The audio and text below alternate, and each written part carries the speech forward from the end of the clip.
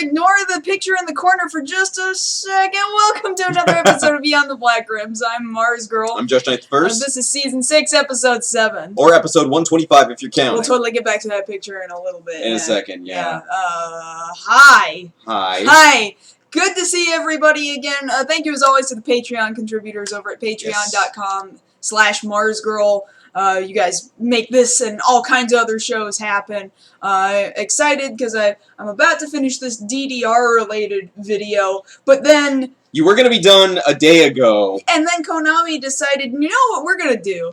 We're going to announce that there's a new DDR game. So now I have to tack on new information to the end of it. And, great! Now I have to re-record some stuff and add in a whole bunch of new footage. And so this is going to take a little while longer. So, crap. Otherwise, like, it was going to be really inaccurate if I had just let it go. Yeah. You know? Because then there'd be this big old chunk of new information that people would be like, "Hey, Mars Girl, how come you didn't cover the new information, man?" I don't even know what voice I did. That's just a voice. A voice. Well, thank you for that. What else is going on? Actually, we're not doing a show next week, as far as I know. More than likely, no. We'll let you guys know whether or not a thing is gonna actually, like happen, but, one of us isn't gonna be here. Yeah, it turns out they're sending me on a plane a day earlier than I expected, to Madicon, which is, March 11th through 13th, and that's at, in Harrisonburg, Virginia. So if you're anywhere near Harrisonburg, Virginia, please feel free to come out and see me. I've got 4 panels that I'm doing. One of them is on Tokusatsu in general. It's kind of a 101 sort of a panel. One of them's the cartoon intro sing-along. One of them is a Q&A time with me, and not just necessarily about me, Mars Girl, but also media, new media, the internet, Channel Awesome, any of that sort of stuff. And then the last one was, what did I say? Travel in Japan. Yeah, that's right.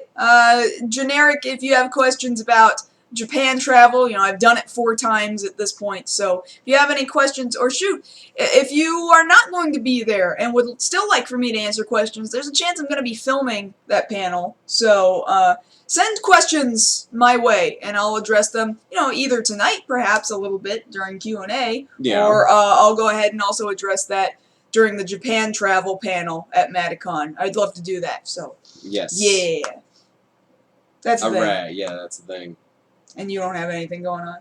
Well, I'm not going with you. No, but you filmed a thing today. I did it! I actually have something to report today. Wow, go me. Okay, so I actually filmed something today which we're working on right now. It's been kind of a long time coming, but it, you know, had to get done at some point. Mm-hmm. I'm doing a modification tutorial on how to take a deluxe Kamen Rider belt and fit it to an adult waist. Mm-hmm. A lot of people I see at conventions and things like that, even as far back as, I guess, what, 2 years ago, 3 years ago when we went out to Anime Expo, Mm-hmm. you know, people like to wear their belts around, but sometimes they don't look as, let's say, presentable as they could. Well, that's what this video is for. We'll be turning that out hopefully soon. Within the next day or two, yeah. Yeah, just have to record a little bit more ADR from it, and, as a result, I might have an extra costume I can wear now. Yeah. Go figure. Yeah, kind of a simple costume, but it's very effective. Gets the point across. Gets the point across. Yeah. So those are major things happening with us right now. Otherwise, I guess... And then there was the crap that was on screen when we started the show. But that's going to be part of... No, it's not. It's not? No. What is this? It's just stuff, because usually we try to talk to you guys about just stuff that's going on around us. We kind of talk about wrestling just itty bitty bits over here, but then there's this crap. I'm gonna bring this thing full Surfs straight. Up to Wave Mania. Some of you might have seen this floating around. This is not, I repeat, this is not fake. This is real. Wrestling Penguins. With the voices of John Cena, Triple H, Paige, The Undertaker. I don't think they're gonna wrestle. No, I was reading the plot synopsis. They're not. They're not wrestling. Then what is even the point? I don't even know. I don't understand, Josh. I don't understand either. I'm just saying, like, why do I want to put up with Penguin Triple H? Why do I want to, you know, see Penguin John Cena? Why do I want to see Penguin John Cena? I should be able to not see him, you know, flipper, you know. You know he's gonna do that. Yeah, you know he's gonna do that. But why are they surfing? Who decided? Let's, you know, 2 things combine two bizarre things, and maybe you can get away with it. Then you add the third thing, and I don't understand. Like, Wasn't that... penguins surfing, okay, that I almost understand that, because, you know, they're waterborne creatures, okay. Yeah, but that was the first movie. That was the first movie. But then you add in WWE. Yeah. To penguins and surfing, and they don't go together? Yeah, like... I don't... Like, okay, they're two sports, you know, wrestling and surfing, but then it's like, why them? Why today? Why now? Why? You know what, I'm done Why? with this. So let's... No, this is just something that confused us. We're just bringing it up to confuse you guys, too. Thanks. Suffer with us. Thanks. Okay, well, let's go This ahead... is group suffering. No. Let's talk about what our main stories are going to be a little bit later on in the show, okay? Yes, for tonight's first topic, we're going to be talking to you guys about Funimation and their plans to bring Escaflowne back onto the anime market in Blu-ray form with potentially a new English dub. Yeah, you guys might remember I did a review of Escaflowne recently, and I was just kind of sad that it disappeared in the middle of nowhere, and, well, it's coming back, and there's new information about it, and I'm kind of glad to be talking about it, coming really. back in Blu-ray form. Yes. Yes. Then there was a Nintendo Direct today that I'm sure a lot of you guys watched already, with tons of new game announcements and game update announcements. So we're going to be talking about these games, their updates, and talk about our own feelings about them, of course. Yes. And the last thing, most of you have seen it. It's been catching like wildfire all day today. Our first look at the new Ghostbusters movie. I'm not going to say reboot. I'm going to say new Ghostbusters movie.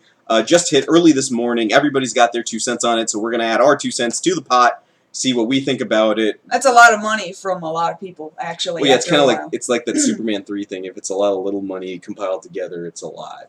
And then you just kind of, you know, you be Richard Pryor, and then you try to retire. Okay. Yeah, that's how that works. But you have follow-ups, right? Oh, of course I have follow-ups. Okay, so before we get to the main stories, let's talk about follow-ups. Follow-ups. You don't need to do that. Yes, I do. You really don't need to do that. I'm contractually obligated to do that. You are not under contract, sir. Yes, I am. You're not. What Show the picture. Which one? You know the one. No, there's a lot of pictures. Which one do you want? The one we've been starting with, and we're going to keep starting with it until we get there. Not quite Justice League. Here we go. All Clearly, right. I need to re-dye my hair. Before it was bad lighting. You need an icon. Before it was bad lighting, and now it is that my hair needs to be re-dyed. Yeah, so, okay.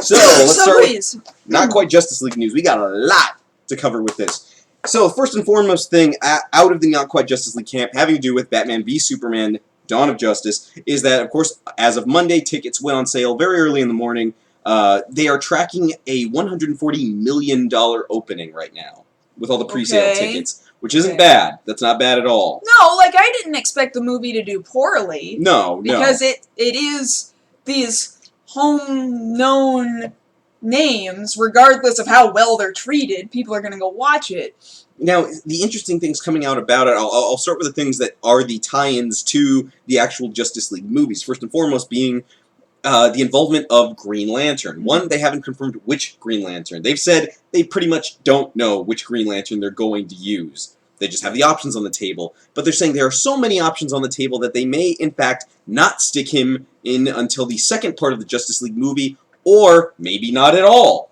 Maybe he'll just be in... Really, what they're saying is that they don't know... They don't know anything. They know nothing about what they're going to do with Green Lantern. On top of that, they've pretty much confirmed that Flash does show up in this movie that we're going to be seeing on March 25th. And in addition to that, there's a fairly good chance, they almost outright said he's there, of seeing Darkseid in this one. In not quite Justice League. Why are they shoving in so much crap? I don't even know. That's confirming. How is there story left to tell? I don't even know. Like, that's confirming the moniker of not quite Justice League. When you shove in everybody friggin' possible into this one movie, like, why would you do that to yourself? I don't know. The other interesting thing being is that for a long time, people have been aware of Jenna Malone, who a lot of people know from the Hunger Games movies, has had a mystery role that apparently a lot of people already figured out in the movie. Well, apparently her role was cut from the theatrical version, and it will be included on that Blu-ray R-rated version. So is she going to be R-rated? Is that why she was cut? I don't know. They're saying it's more of a time issue, that's why they cut her. But I don't... If she's who everybody thinks she is, then what reason would there be for there to be R to it unless she's having some sort of a flashback? We'll talk about that more after the show. Right, right. And the other interesting thing, and I'll just bring it up as much as it is, so we got to look at some figures from the movie from Cost Toys, which are these little tiny, really cute figures, and we have a picture here to show you guys. Now, a while back, about, say, a month or so ago, we got to look at a potential spoiler post, which has been making its way around Facebook. Yeah, this is the one. Facebook and what have you. And they mentioned certain things showing up in the movie, and this post of these toys kind of confirms it. I don't know if you can blow this up any bigger, but there in the forefront, you see a tiny little Bruce Wayne. Off to the side, you see Robin's suit that's supposed to be hanging up there in the Batcave, and behind Robin, there is, Bruce Wayne's bat suit, albeit colored a lighter shade of blue. Now, this is one of the spoilers that was supposedly there in this person's report. So if that's true, I believe that lends to a higher likelihood of the other things that were said, and I won't go into those, being true. This being just a small Easter egg, but what does that say for the rest of the movie and this person's report? Yeah, I can understand that. I think that lends some validity to it, which makes me a little anxious and a little actually hopeful for the movie. That's the most hope I've had for it. But we got rid of that. Okay, moving on. Interesting news coming out of Disney. So, Big Hero 6, in lieu of having a sequel movie, is getting a sequel series. Oh, maybe it's better that way. You know, because, it's supposed to be superheroes. Even though, really, when I watched the movie, I didn't feel like I was looking at superheroes. I was looking at dudes who didn't know what they were doing. Really. Yeah. But maybe throughout the course of a series, they have a chance to grow as characters and as heroes and actually start to act like heroes. Right, exactly. And this will be debuting in 2017 over on Disney XD with so many other shows over there. I'm happy for it. Most people wanted a continuation a little sooner than, CG can pump out. I imagine maybe they'll scale it back, make it 2D. I think people will be alright with it. Yeah, I was so-so with Big Hero 6. So I'm pretty so-so that this TV series is now going to exist. I don't hate the idea. They're allowed. Yeah, they're allowed. Totally allowed. It's fine. Probably going to be fine. Yeah. Okay, so moving on to some game news over here. We have some unfortunate news for Mass Effect Andromeda, the next installment of the Mass Effect series. We ain't getting it this year. We're just not. So long as it comes and it's good. Yeah, I'm okay with that. I'm okay with that, but with that we're going to have to wait for until... I believe 2017, early 2017. Again, if they're wanting to polish it, that's fine. Last thing we need is another broken game. We've had enough problems with broken promises about games coming out. Just do what you got to do. Be upfront with us. So long as it's not delay after delay. Like, one delay is tolerable and understandable to me, but multiple one, maybe two, but when you start getting into like 3, 4, 5 delays in a row, like, I don't know that I can put up with that. I really don't. Yeah.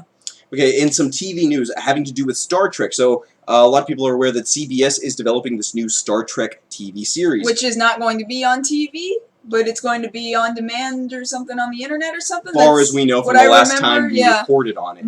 Well, the interesting thing we have to report on is that Gene Roddenberry's son, Rod Roddenberry, is one of the executive producers on the show. Which is really interesting, because did I show you that documentary that Rod made about his dad? Yes, you did. Because he really was so not interested in Star Trek, because he so often, growing up, felt like Gene thought of Star Trek as more of his baby than Rod. But then he learned more about who his dad was by creating the documentary and seeing how Star Trek touched so many people's lives. And so now I suppose he finally has gotten this personal attachment to it. Yes. And then I can see why he would be interested in working on it now. Now the thing they're reporting is that basically the pilot will be available on regular CBS television, and then the rest you'll have to go to their digital site to get a hold of. So yeah, that's one way to whet people's palates and get them interested in this new Star Trek series. Right. Okay, moving on to some other things. Let's move from Star Trek to Star Wars. We can now confirm as of today that on April 1st, that is when digital copies of Star Wars Episode 7 The Force Awakens will be available, with Blu-ray copies coming on April 5th. Awesome. Now, the thing with these copies is that they will have a very extensive set of extras, including behind-the-scenes looks and a lot of deleted scenes that did not make the theatrical cut. That's what I'm really excited. I knew for a very long time that deleted scenes were a thing, yes. so I really want to see those deleted As I've been scenes. told, some of these scenes were seen in the... if you've gotten the paperback version of The Force Awakens, the scenes are in there, and they filmed some of them, but they got left on the cutting room floor for the theatrical version. I see. So now people who are chomping at the bit for more information from The Force Awakens have that to look forward to at the beginning of next month. Okay, we got a little bit of information coming out of Nickelodeon, which is really, really weird here. So this is kind of bizarre to me. So Legends of the Hidden Temple, which was famously a 90s game show. I loved the hell out of it. Oh, I loved it too. Even though they outright admitted a few years ago that they only hired stupid kids to compete because they didn't have that many prizes. Oh, they frequently did that for most of Nickelodeon's game shows, yeah. Which is, I hate that. Legends of the Hidden Temple is getting turned not into a new game show, into a television movie for Nickelodeon. Right. So, like, you're gonna try and legitimize Olmec and... the Steps of Knowledge. And the Shrine of the Silver Monkey and huh? Okay. Yeah, like that's what we want. We wanted another No, we want the TV series back as a game show. We want adults to compete, and we want to put that dang monkey together the right way, like it was meant to be. I want that Sega Genesis. Stop getting the kids who just want koosh balls! I want the British Knight shoes. I wanted those so bad. So bad as a kid.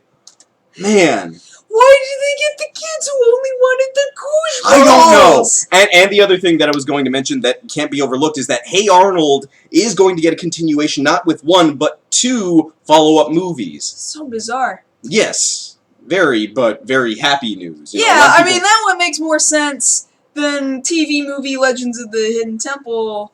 Yeah. What? Like, why would you even... I don't know. I don't even know.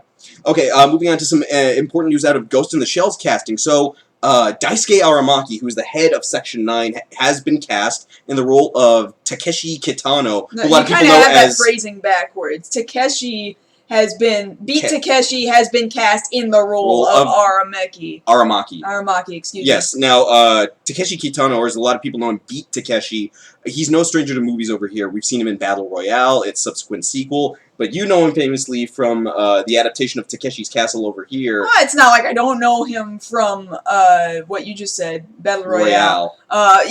Takeshi's Castle in the U.S. was released as MXC, Most Extreme Elimination Challenge, and was put out on Spike TV. And he was the one who was cast as Vic Romano, which is so not his name. Yeah. That is not his name at all. But he's that guy, obviously not that voice, but he's that actor there on camera on MXC. So he is the dude who's going to be Aramaki in this upcoming... the leader of Section 9. In this upcoming Ghost in the Shell movie, which is kind of interesting. Yeah, this is the first Japanese person they've cast in the Ghost in the Shell movie. So, good for that. Yeah. In some interesting news out of... now moving on to some Tokusatsu news. So, Bat Ride War Genesis just came out for the PS Vita, the PlayStation 3, and the PlayStation 4. It debuted at #1 on Japanese gaming charts. Huh. So a lot of people wanted in on this game, most likely for the nostalgia of being able to play as the Showa riders as well as the Heisei riders. I've been watching playthroughs all this week. I have yet to get a copy, but you better believe I'm going to get me a copy because I want some of that sweet double rider kick action. I want in on that. Interestingly enough, Garo, of course, which had a numerous live-action adaptations and 2 anime adaptations. The first anime adaptation had been licensed by Funimation just for streaming. Now they've decided to give it an English dub and release it officially over here on DVD and Blu-ray. Well, cool. Yes, so anybody interested in that can support it from Funimation starting on April 26th. Pre-orders are up now on Amazon. Get with it. Act like you want it. Okay, I'm not moving on to some other news. Tsuburaya has their stuff together. Seriously, Toei can't get their crap together to save their lives, but Tsuburaya with Ultraman? Yes, they just added 2 more series last week. This week, they add another 2 series, which is really just one when you think of it together. Both Ultraman Ginga and Ginga S, which you really should view together since it's a direct sequel. Yeah, like Dragon Ball and Dragon Ball Z. Basically, has been added to Crunchyroll. Woo! Yes! More illegal subtitles! Yes! I've been saying it on Twitter, I'll say it again here, support stateside Toku. Well, on top of that, as I've said multiple times, I'm pretty sure that Tsubaraya was like, oh man, we're crashing and burning. We need to make a new series, and then make sure the whole freaking world can watch it, because otherwise we're gonna die.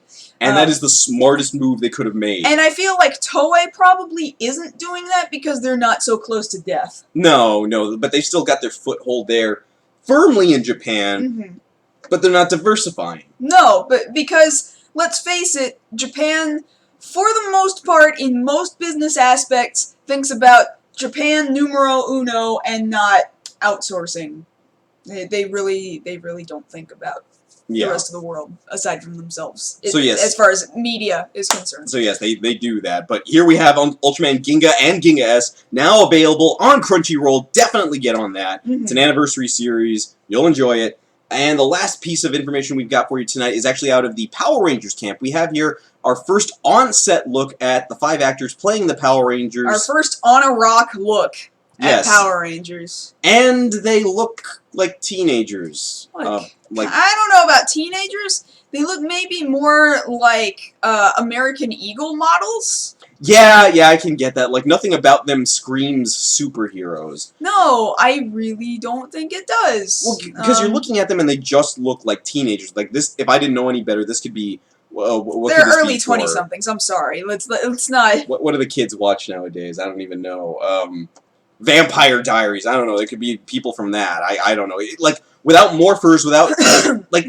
I can stretch and kind of see maybe they're wearing the individual colors. I'm seeing more relationship drama going on in this group right here. Like this is like... I see more petty relationship drama happening. Like ABC Family petty relationship drama, CW stuff. Like, show me some suits, alright? Yeah. Show me some suits, show me Rita, show me Zords, show me Zordon. Just something. But, I mean, good for them. They've started filming. Hopefully we'll get a look at They're in clothes. They're wearing clothes. That's important. That is important. Which is more than I can say about most American Eagle advertising. Pretty much all. Yeah. Alright, get rid of it. Okay, it's gone. And that's it. That's all. Alright, so what is our first... Is it Escaflowne? Yeah, it's kind of interesting, this trailer. Stop it. This trailer features people that, like, I didn't realize so many people from Screw Attack now kind of also have their foot in the door over at Funimation. Like, I just kind of didn't know. It's both Lauren and then, was it Chad, who shows up in the recording booth. Kind of interesting. Anyway, but they're serious. It makes sense. I mean, they're in Dallas, so yeah. What do you know about that? Funimation, yeah, Escaflowne. I recently did a review of Escaflowne. It was a request review, a Patreon request review. I suppose this is all just really well timed then, because we have the old Anime Legends boxes. Yes, from Bandai. The old Bandai prints that now are no longer in print, and they had been out of print, and what I had said in the video was, oh, this is so sad, somebody please save this, because it, like they re-released the movie on Blu-ray, but they had not re-released the TV series. Right, and that was with the original Bang Zoom dub from, like, oh god, 10 years ago at least. Oh, well, longer than that, yeah. Because the original series came out in, I believe, 1996. And then we didn't get over here until, like, what, 2000? About 2000, thereabouts. And then, of course, it aired on Fox. And heavily edited. I realized that was really edited. What I actually did not realize until this Kickstarter event was that even our DVDs that I thought were unedited are edited. Like, we're missing scenes. Yeah, we're missing scenes, which is what makes this Kickstarter really friggin' fascinating to me. I had no idea. As you can see, what they're talking about is completely and utterly redubbing from scratch. Right. So completely ditching the Bang Zoom dub. Yeah. Actually, although I believe they are discussing leaving in the original track with the original dub. I don't know how I'm not sure why they would do that, because at a certain point, there's going to be footage that there is no... Yeah, but it's funny. I actually have the box set for the original Ultraman series, and you can switch audio tracks back and forth between the English dub and the Japanese, and it's just really funny because, yeah, we edited Ultraman, And so then sometimes the English audio will just drop out, and it switches to the Japanese audio. That used to be a problem with, I don't know if you ever experienced this, with old DVDs of from manga of Blood the Last Vampire, the movie. There was a real big problem. I didn't watch the dub, but... No, because I had several people who had copies of the DVD of the movie back when it first came out, and in certain scenes, the English audio would drop out, and then the Japanese audio with subtitles would kick in for a scene and then kick back out.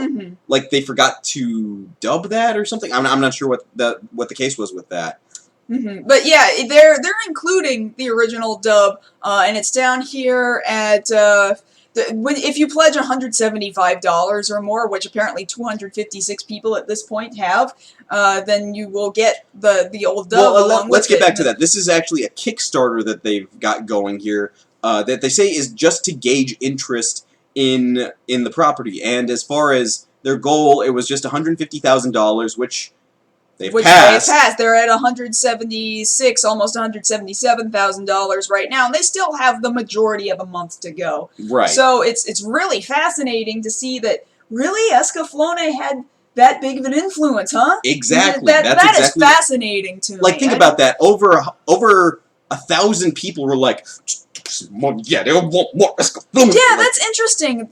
To me, a little over 1,000 backers is not actually that huge of a number. But look at where they're throwing their money. Only 43 people have backed at the bare minimum $5. Like, you expect that that's where the majority of people are going to be like, with any Kickstarter, I would buy that. Yeah, go ahead here, have $5. But only 43 people have done that. And then most people...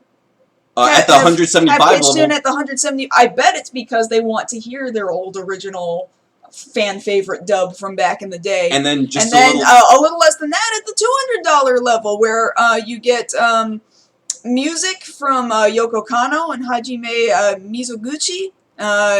You get the soundtrack imported from Japan. And then look at this, at the $400 tier. Everybody gave that they had an outlet for. Like, they have so many spots available. Oh yeah, they only had 50 backers that they were going to give this tier to, and all 50 of them are gone. What did you get in that? Everything 300 and below.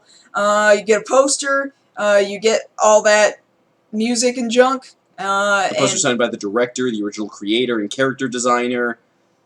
Like, this...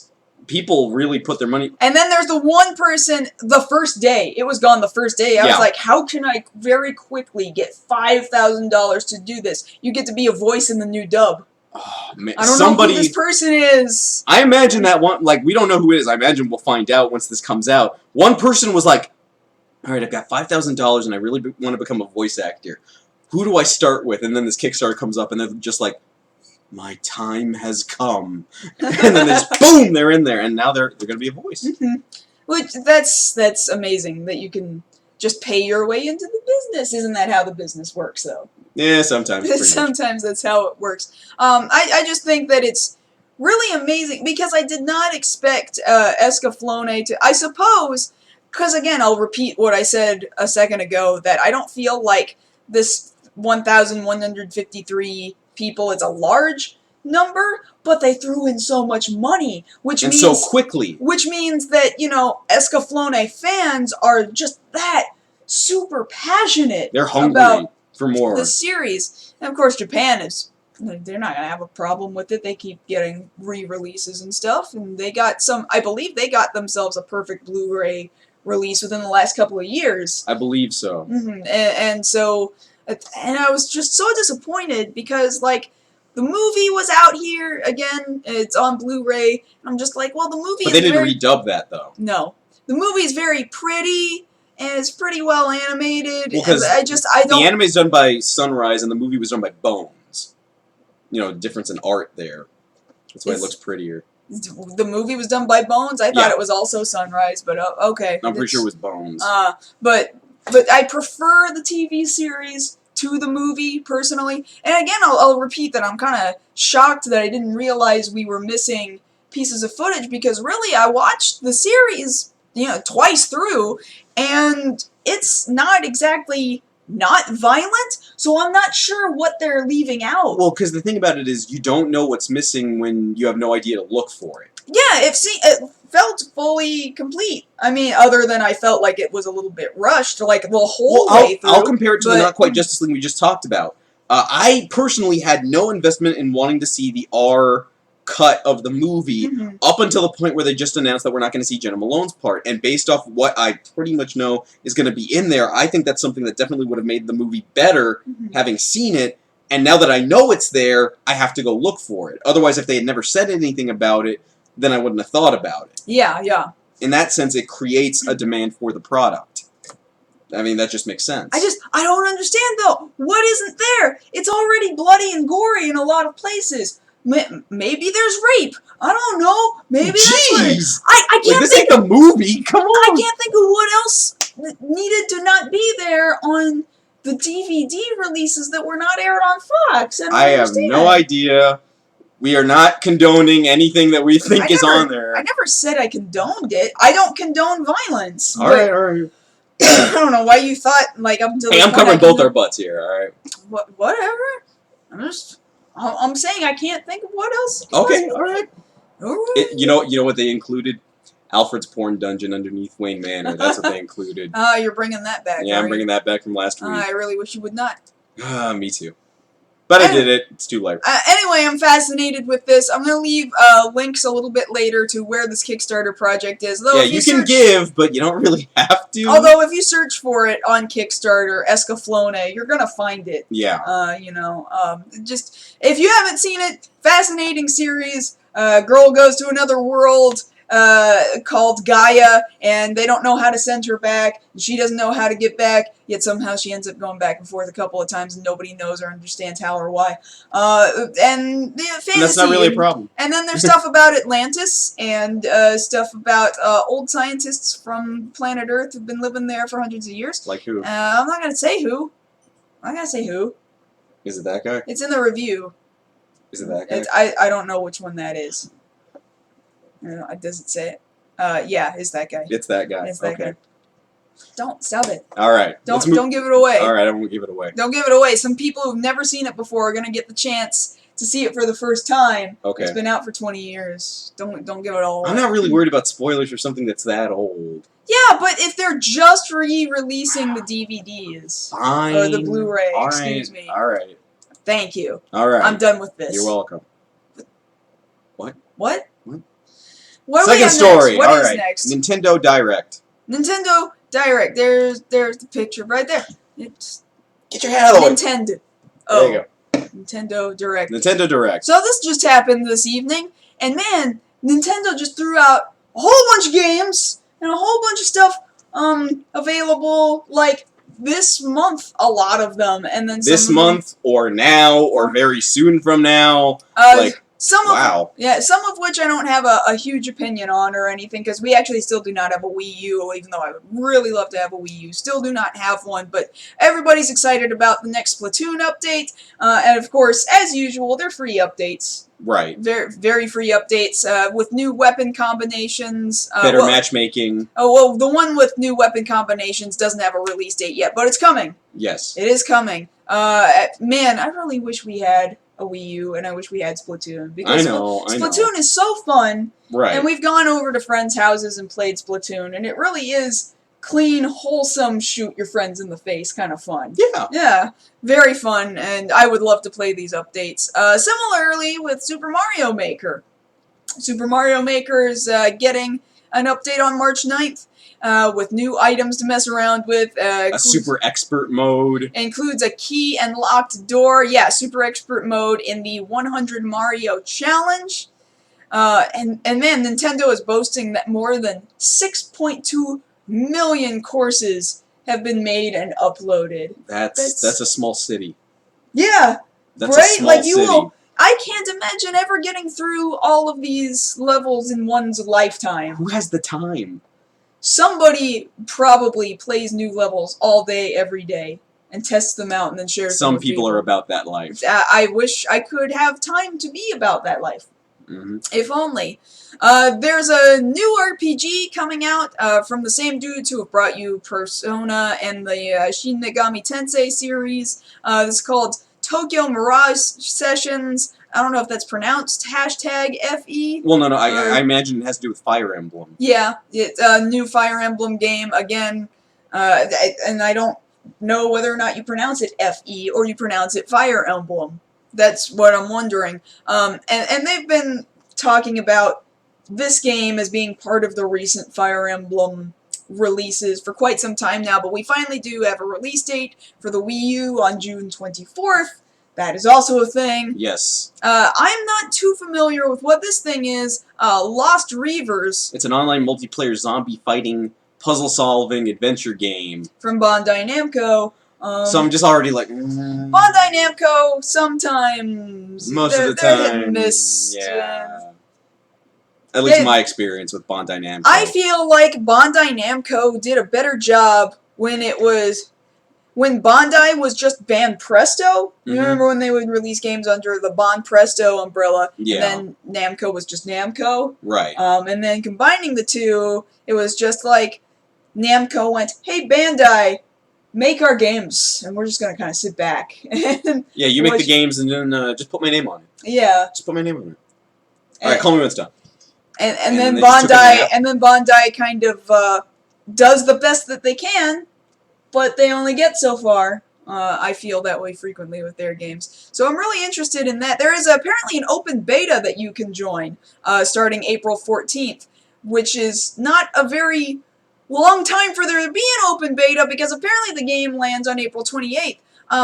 Despite what I've said about Bandai Namco, I can't help but feel like this is an interesting concept. Zombie fighting and puzzle solving and adventure. I need to feel how it executes, you know, but I am very fascinated by it. New Paper Mario! A lot of people happy about that. Yeah, because Paper Mario is a fantastic series of Mario RPGs, which is not the same thing as the Super Mario RPG, which was amazing, but it was done by Square, and Square will never be that cool ever again. Ever again. But Paper Mario is legit good. There is no release date yet on this new one, Paper Mario Color Splash, for the Wii U, but it's coming. It's coming. Pocket Card Jockey. Okay, this one Josh, weirds me out. you might be interested in this because it's solitaire, and I know how much you like dicking around the solitaire on your phone. Well, it passes the time. I mean, but I just don't know what to think of But this. it's also horse racing. That's the part I don't get. Well, okay. It's released by Game Freak, who does Pokemon, so you can kind of see this adorable art style on this game. Coming out on the Nintendo 3DS eShop in May. Well, because apparently the way it works is the faster you work through the solitaire, the quicker you make your horse go. And usually I have a personal thing where I try to solve most solitaire hands in about 3 minutes. That's a personal thing.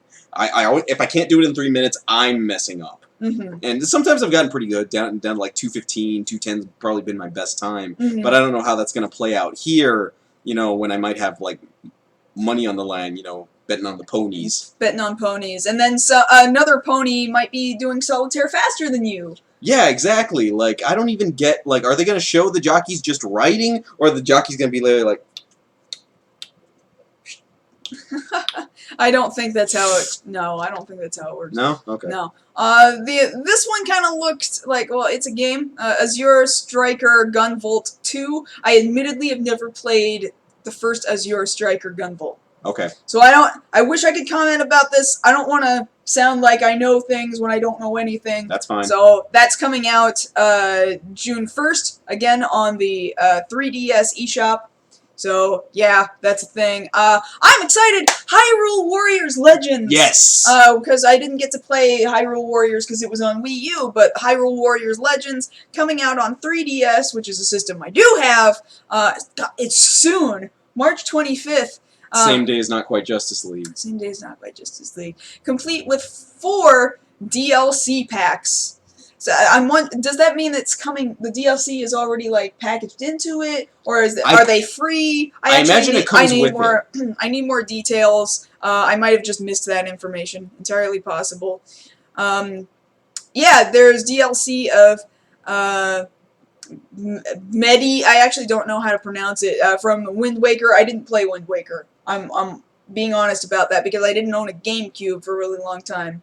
You have one now? I do have one now, so DLC, Bravely Second End Layer. I'm excited about that one. Yeah, because you played Bravely Default. Because I like Bravely Default. If there is one thing that Square Enix is doing correctly, it's Bravely Default. Bravely Default is the best Final Fantasy series in the last 10 years. Since Lost Odyssey. Since The Lost Odyssey, which was not even a Square Enix title. Yeah. Yeah, but I'm excited. That's coming soon, too. April 15th. You see, most of this stuff was within the next 2 months. Like, I don't have enough cash in my pockets time or money to get down on this. I want to get down on some of these. Mm-hmm. I need to borrow your copy of Bravely Default so I can play it. Sure, by all means. Yes. Please, yes. And then what else we got? Oh, Dragon Quest VII. Which is a re-release, mind you. You could have originally purchased it for PlayStation 1, but now you can get Dragon Quest VII Fragments of the Forgotten Past later this year on the 3DS. There's not a release date exactly yet, but I'm excited because I actually don't own a copy of Dragon Quest VII. So, yay, that'll give me the excuse to do it, play it, and see if I can afford modding my 3DS eventually in the future to then stream it, because, man, I would really love to mod my 3DS. For streaming purposes, yeah. It is such an expensive thing to do, though. I know. And you have to send your 3DS to the dude to physically, like, unhinge the thing. And then unless you're there to do it. Unless you're in Japan at the dude's store in Akihabara. And even then, you have to make an appointment. Yeah. Because he's all booked up all the time to do those things. Yeah. I would love to do it, though. I don't know anything about this. Metroid Prime Federation Force. Another Metroid game, but obviously. It's an online multiplayer, kind of, sort of RPG? Like, how does that work with Metroid? I don't know. I don't know, because Metroid, to me, I don't immediately jump to RPG in my head. No, not at all. Like, I suppose you're playing a role every time that you play as Samus, but I don't know. If you're multiplayer, you can't all be Samus! No, you can't. But I don't want to be Samus. You can be Samus if you want. I'm not going to fight Probably you not. I'm looking at these pictures of these characters that are all just kind of rainbow-colored spacesuits. Yes. And I doubt that any of them are actually Samus. Yeah. Yeah. But you can customize... Metroid Sentai Samus Ranger. You can customize your characters. You can focus them specifically on different traits. So you can play different... Like, you can be the healer. You can be the tank. You know, weapons expert. So I don't know, it doesn't make me want it. It really doesn't.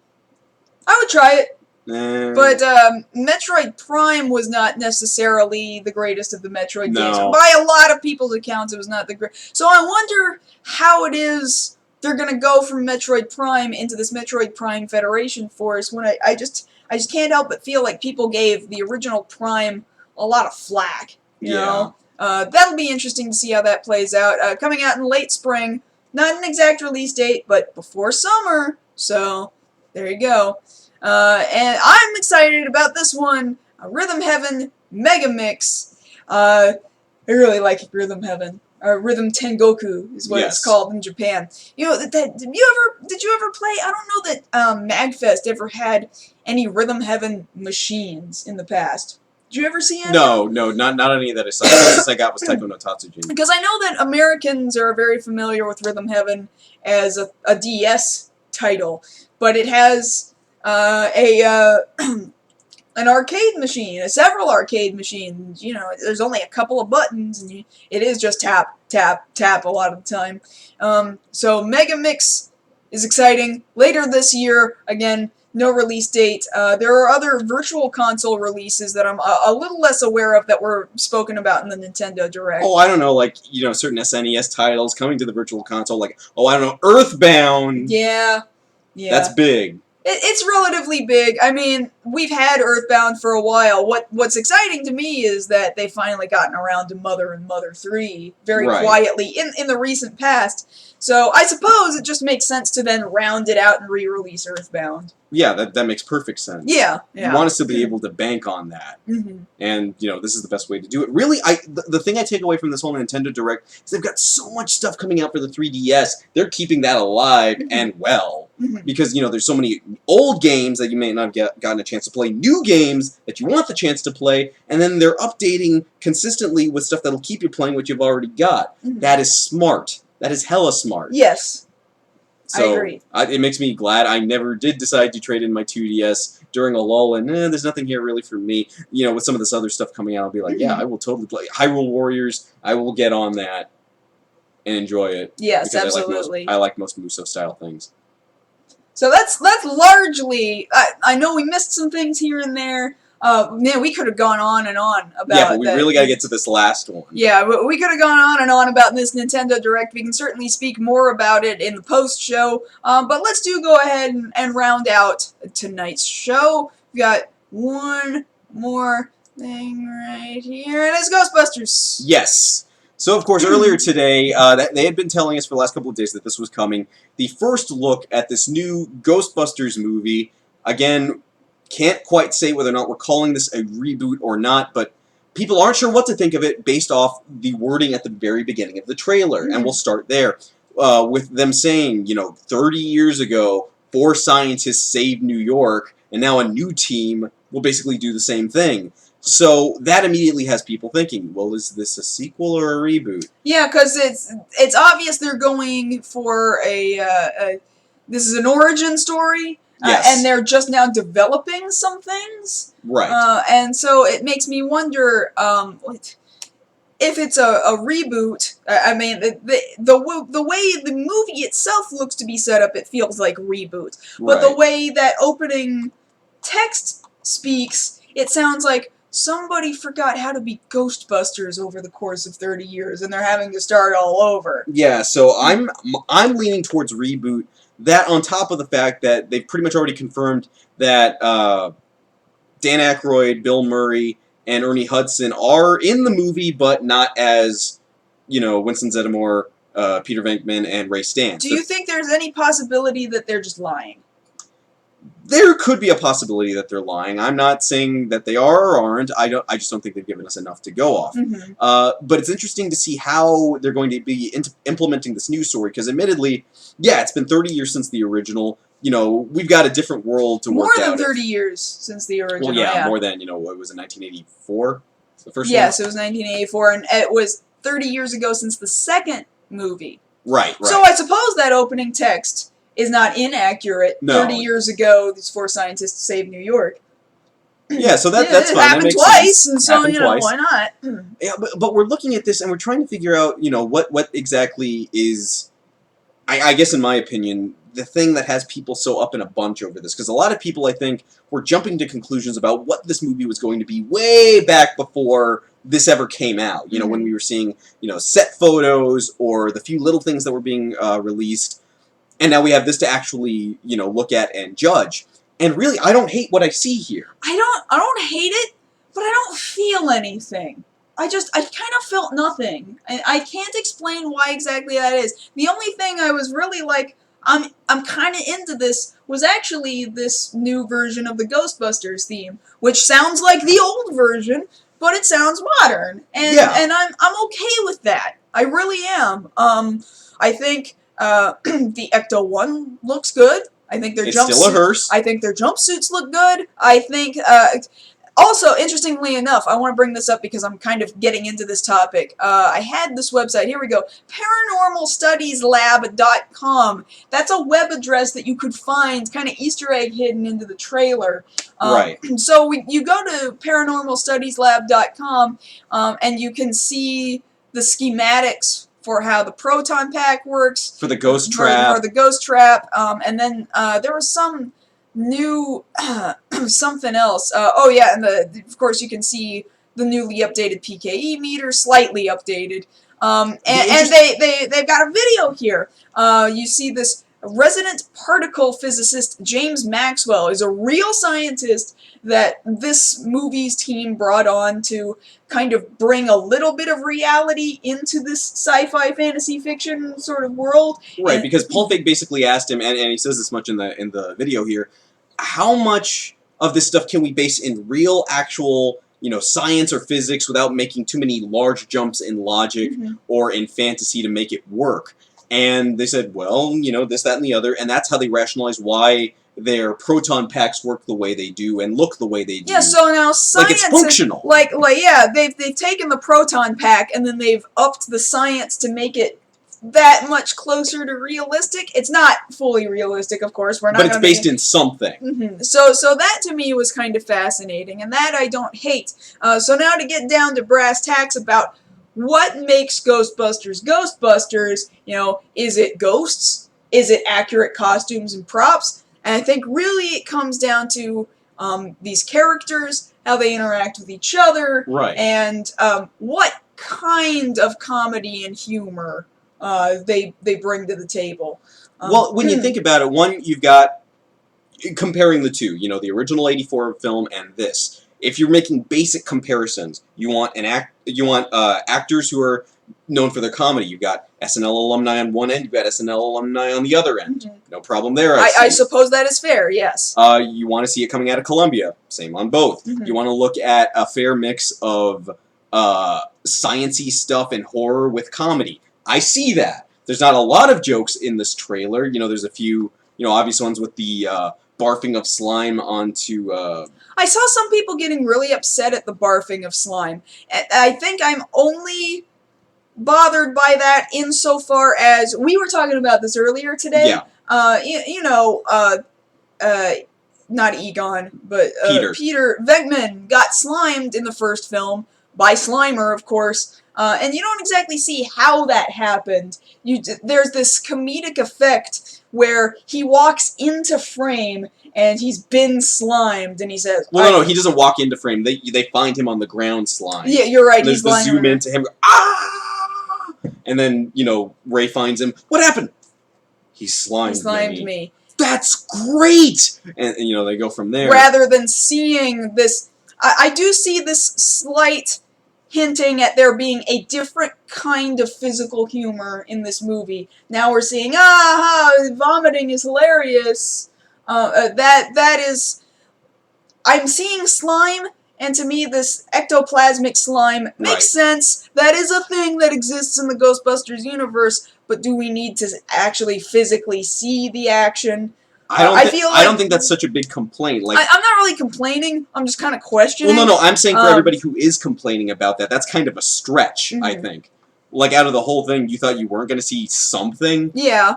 Or people getting upset that one character slaps another character. Like, is that the Leslie Jones' character, Patty. And we're wondering, is that the kind of physical humor that's going to be brought? Because Paul Feig... being the director, I saw Bridesmaids, which features a number of these specifically Melissa McCarthy and not Kate McKinnon. Why can't I remember her name right now? Oh, that's bad. No, I'm just blanking right now.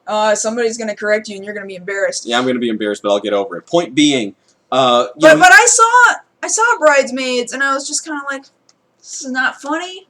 It's the kind it wasn't your kind of movie. No, it's not, and so I haven't seen too much that I dislike in this trailer. Kristen Wiig, thank you.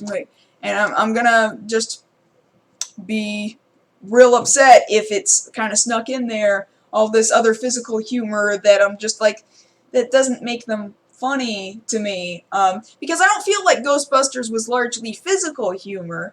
Not largely. Not largely, but it had to have tight writing with certain jokes, with the interplay between these really smart characters, this one kind of sleazy character, and then your everyman character. And Leslie Jones is supposed to be, you know, the Winston Everyman character.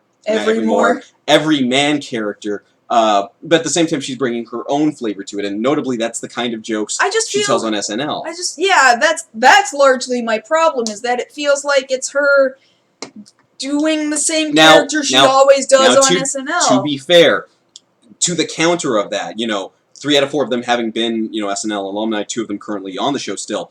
Your complaint, not even complaint, your worry early on was that you were worried that Kate McKinnon's character would act too much like she does on SNL. Here, I don't see any evidence of that. It's like, muted. It's muted. I think you're reaching if you're trying to see that she's kind of that wide-eyed thing that you complain about whenever she's in this skit on SNL. Because here, I see what I thought everybody else, you know, most of the people that I've been looking at on Twitter have agreed on. She is what she is. She's female Egon. Yeah. And she's playing female Egon. The closest she has to being a little different is when they whip out these new ghost-busting guns out of their proton packs, and I want to get on that for a second. Like, they've got new equipment now. Yeah, and whatever the fist-punching proton thingamagoober is, also. Yeah, and I've heard I haven't gotten it confirmed, but I think it was somewhere in a toy report, too. They're going to have, like, it was something they used in Extreme Ghostbusters, which apparently is now up on Hulu as of today. Yes! Ghost grenades.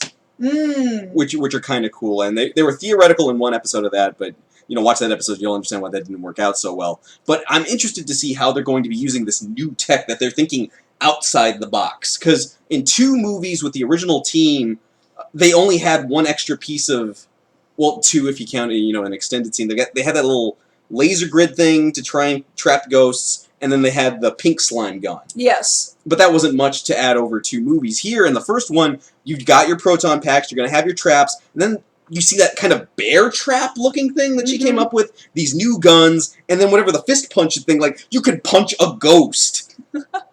That sounds cool. I don't have a problem with that. If you're male or female, if you punch a ghost, I'm going to think that's awesome.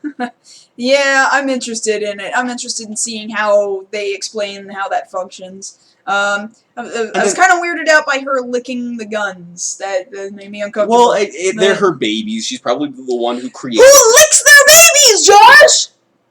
Animals lick their babies. Are you an animal? Yeah. This isn't my baby. This is my drink. I need to get you quarantined.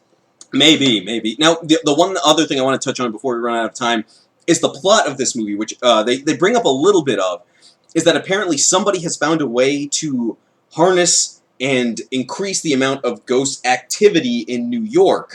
So they have potentially a human to deal with in this that's behind all of this. Also, interestingly enough, most of those ghosts are actual living human beings who were in ghost costumes, and then they enhanced those costumes with CG. I think it's actually a very fine effect. It harkens back. You know what? I so don't even care that the CG is here in this movie.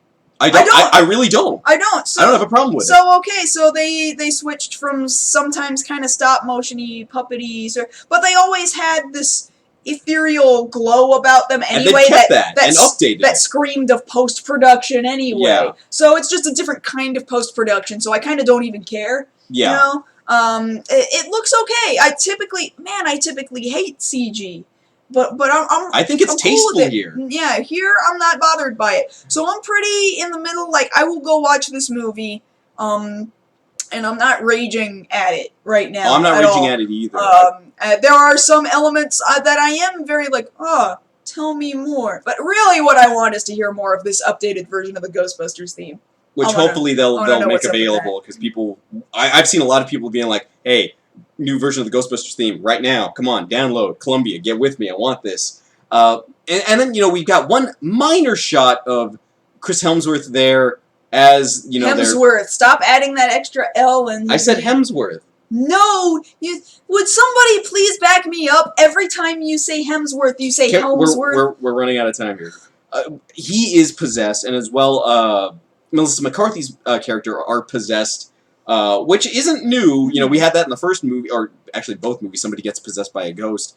That much was confirmed from some of the toys. The little, not quite I forget what you call them. They're not Legos. The little figures that they make from each movie. They already had the Kevin possessed figure. He gets possessed by some red demon, which isn't the big bad of the movie, because apparently the big bad looks like the ghost in the Ghostbuster symbol. Yeah. I don't get quite how that works, but you know, I imagine they will play that for some laughs and then some seriousness, like in the first movie where it wasn't all laughs that somebody was possessed. You know, sometimes you laugh at Rick Moranis being possessed, but at the same time it's like, oh, I feel sad for him and it's kind of creepy. Yeah. And I imagine that's how they'll play it for him. I would agree with that, unless he's the guy. See, that was kind of the... I didn't think of... No, somebody else is the guy. Somebody else is the guy. But that was absolutely the impression that it felt like it was trying to make me feel, because they say that line as he's walking onto frame. Like, somebody is out there increasing the ghost activity in New York, and Chris Hemsworth is walking on screen. I'm like, are you trying to tell me it's Chris Hemsworth? Is he the one doing it? Like, he managed to kind of wiggle his way into Ghostbusters territory? No, more than likely it's whoever the actual person is doing it who did that to him to do that.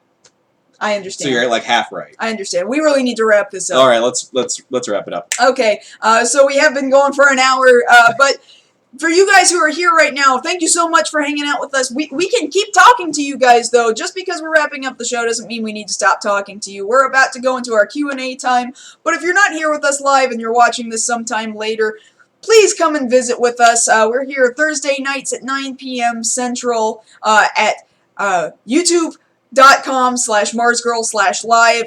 We more than likely will not be on next week unless we can manage to work out some other jerry-rigged system, but I make no promises. Right now I'm going to say there's nothing.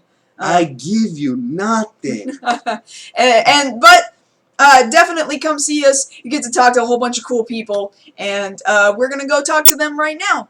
Yes. Yeah. But during the week, you can always talk to us over on social media. On Twitter, I'm at JoshKnight1st. And I'm at MarsGirl. And that having been said, that's been tonight's episode of Beyond the Black Rims. We will see you guys next show. Good night.